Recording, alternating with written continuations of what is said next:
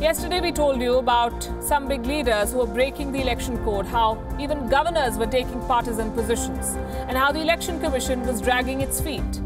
But it wasn't always so. Today we'll tell you about cases when the EC cracked down hard, even on high-profile leaders.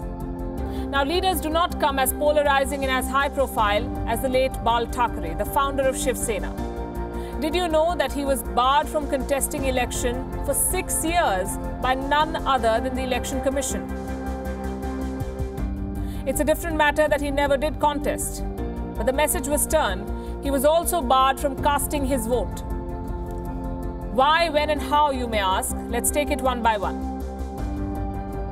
Bal Thackeray had made an inflammatory communal speech in 1987 in Vile Parle in Mumbai. He was campaigning for a Shiv Sena candidate in an assembly by-poll. He was reprimanded by the Bombay High Court as well as the Supreme Court of India. So where did the poll panel come in? After the Supreme Court order, the Election Commission shared its opinion with the President of India in 1999 under Section 8A, subsection 3 of the Representation of People's Act. It recommended Bal Thackeray's disqualification as a candidate and disenfranchisement as a voter, meaning he will not be allowed to cast his vote. Thackeray did not challenge the order, but notice the year when the order came. It took 12 years. 12 years for the Election Commission of India to take action. The Shiv Sena chief had already decided not to contest elections by then.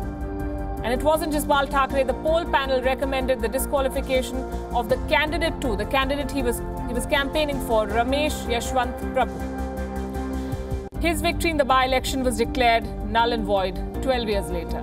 Now you may ask why politicians seek votes in the name of a particular religion and they're allowed to go scot-free in India, because in 2016, the Supreme Court of India ruled that invoking Hindutva or Hinduism means not only the religion, but also the Indian culture. So invoking Hindutva basically is not a violation of the Model Code of Conduct. That's according to the Supreme Court of India. And that is why these leaders get to do it.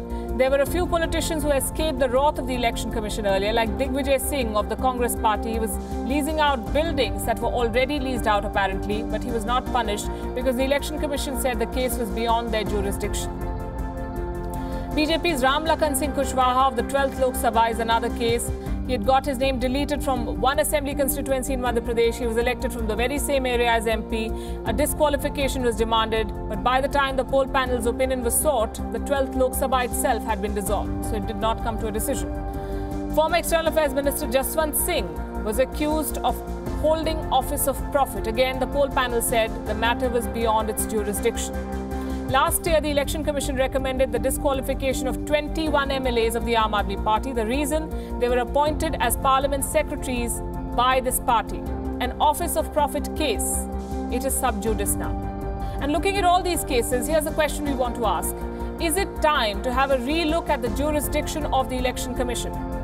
First, it cannot take 12 years to disqualify a politician for making communal speeches. And two, there needs to be a retrospective clause to allow them to take pre-election violations into consideration.